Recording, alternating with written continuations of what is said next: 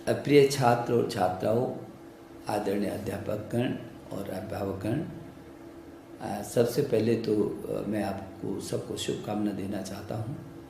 और जिस तरीके से इस कोरोना काल में जबकि पूरी दुनिया उस संकट से होकर के गुजर रही है, ऐसे वक्त पर जिस तरीके से अध्यापकगण और अभिभावकगण ने दोनों ने मिल करके और ऑनलाइन जो एजुकेशन की दिशा में जो मेरे छात्र छात्राओं को आपने मदद की है, मैं सबसे पहले तो आपका आभार प्रकट करना चाहता हूं। और प्रिय छात्र छात्राओं, आपको मैं शुभकामना दे रहा हूं कि आपने एक योद्धा की तरह हर कदम पर इस चुनौती का मुकाबला किया। और आपको याद दिलाना चाहता हूं कि हमारे देश के यशस्वी प्रधानमंत्री श्री नरेंद्र मोदी बार बार कहते हैं कि यदि बड़ा संकट होता है, जब बड़ी चुनौती होती है, तो जब उसका ठीक ठीक मुकाबला होता है तो वो चुनौती अवसरों में तब्दील हो जाती है। और आपने ठीक किया है, ऐसे ही किया। हम बार बार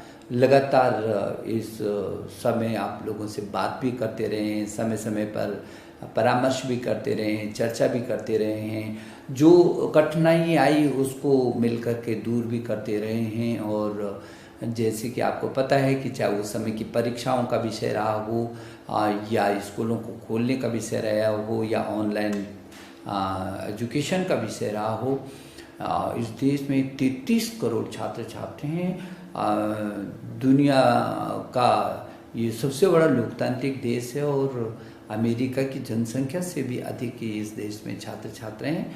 उनको एक साथ ऑनलाइन पर लाना अचानक ये बहुत बड़ा काम था। तो इसके लिए मैं शिक्षा मंत्रालय के सभी अधिकारियों का और सभी कर्मियों का भी हृदय की गहराइयों से अभिनंदन करता हूँ कि उन्होंने 24 घंटे रात और दिन एक करके और किसी तरीके से ऑनलाइन आपको पाठ्यक्रम उपलब्ध कराया।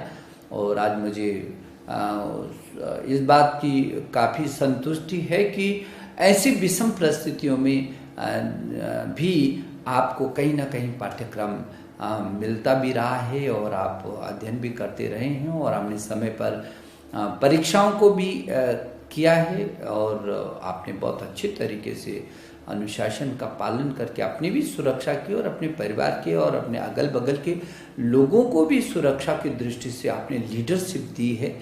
तो मैं इस दिशा में आप सब लोगों का मैं अभिनंदन भी कर रहा हूँ कि छोटी बात नहीं, हिंदुस्तान जैसे इस विशाल देश में और इसके छात्र छात्राओं ने अपनी सुरक्षा के साथ साथ अपने परिवार की सुरक्षा की भी जिम्मेदारी ली, लीडरशिप ली और अपने को स्वयं अनुशासित रखा, उन सब नियमों का पालन किया। जो भी नियम समय समय पर स्वास्थ्य विभाग और हमारा गृह मंत्रालय हमको मार्गदर्शन देता रहा है। समय समय पर हम लोग मिलते रहे हैं और चर्चा भी करते रहे हैं। बीच में जब ऐसी परिस्थिति आई तो हम लोगों ने सुझाव मांगे थे और जब ये सुझाव आया कि बहुत सारे छात्र अवसाद में जाने की स्थिति होती है तो उसके लिए मनोदर्पण जैसा कार्यक्रम हम लाए। दुनिया में अद्भुत था ये, और जहाँ 500 से भी अधिक मनोवैज्ञानिक चिकित्सक 24 घंटे आपके साथ लाइन पर हैं। कभी भी कोई समस्या आपको आती है, कोई कठिनाई आती है तो वो आपके साथ सीधे सीधे परामर्श करते हैं, आपकी हर कठिनाई को दूर करने की कोशिश कर रहे हैं।